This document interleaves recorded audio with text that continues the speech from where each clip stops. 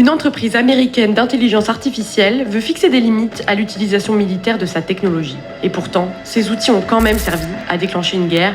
On vous explique. Est-on à deux doigts de perdre le contrôle de l'intelligence artificielle? C'est une question de plus en plus sérieuse alors qu'Anthropic, l'un des géants du secteur et la maison mère de Claude, appelle à une pause dans la course à l'IA. Et en même temps, Anthropic lance en parallèle une nouvelle version de Claude, une version interdite par les États-Unis aux citoyens non américains. Le pape Léon XIV s'est-il fait entendre avec son encyclique sur la nécessité de désarmer l'intelligence artificielle.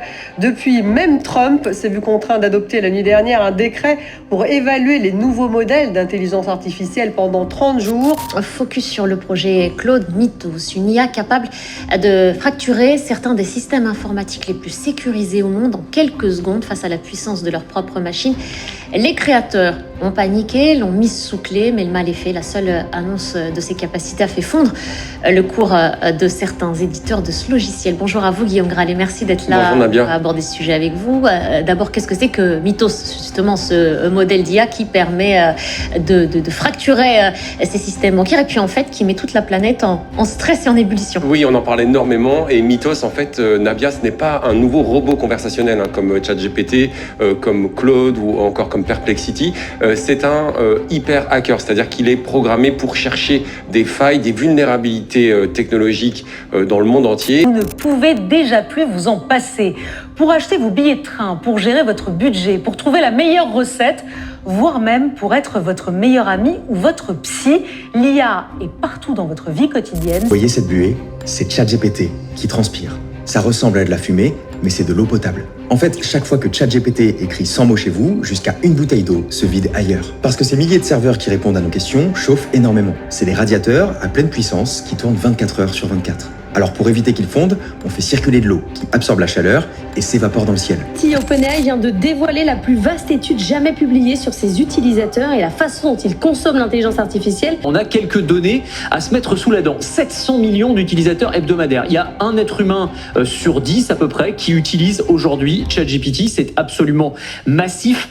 2,5 milliards de prompts par jour, donc 29 000 requêtes par seconde. Jamais une technologie ne s'est développée aussi rapidement. C'est plus rapide qu'Internet, c'est plus rapide que les smartphones. Donc ça donne une idée de l'ampleur du phénomène. Ce qui est intéressant aussi, c'est de regarder la typologie des utilisateurs. Ce qui m'a frappé, c'est qu'ils sont très jeunes en moyenne. Il y a la moitié des requêtes qui sont générées par des 18-25 ans. Je vais être honnête avec vous. Si aujourd'hui vous avez l'impression de vous faire dépasser par l'intelligence artificielle, c'est complètement compréhensible. Moi aussi, je ressens cette pression permanente. Chaque semaine, de nouvelles outils apparaissent, de nouvelles méthodes émergent et on a vite l'impression qu'il faut courir en permanence pour ne pas se sentir distancé. Au début, j'ai connu exactement les mêmes difficultés. D'abord parce qu'il existe une grosse quantité d'informations et surtout, il est très difficile de savoir par où commencer et sur quoi concentrer son temps. Ensuite, parce que je ne viens pas d'un parcours de développeur et je n'avais pas de solides compétences techniques à l'époque. C'est ce qui m'a donné l'impression dans le temps que cette révolution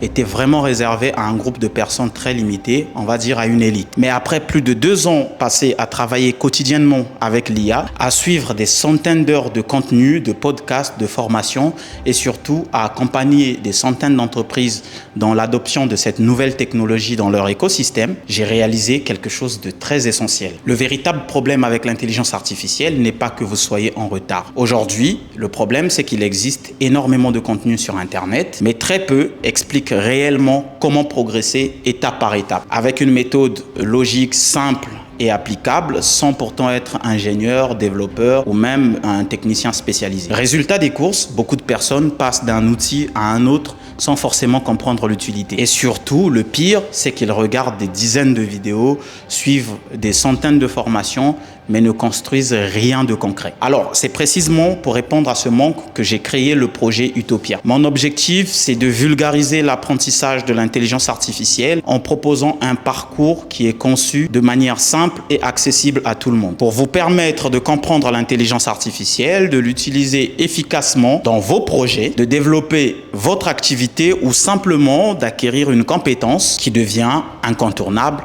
dans le monde d'aujourd'hui. Alors, si vous vous sentez concerné, vous trouverez des ressources qui sont 100% gratuites. Et si vous souhaitez aller plus loin, vous savez où cliquer. Il y a une formation qui est accessible et organisée pour tous.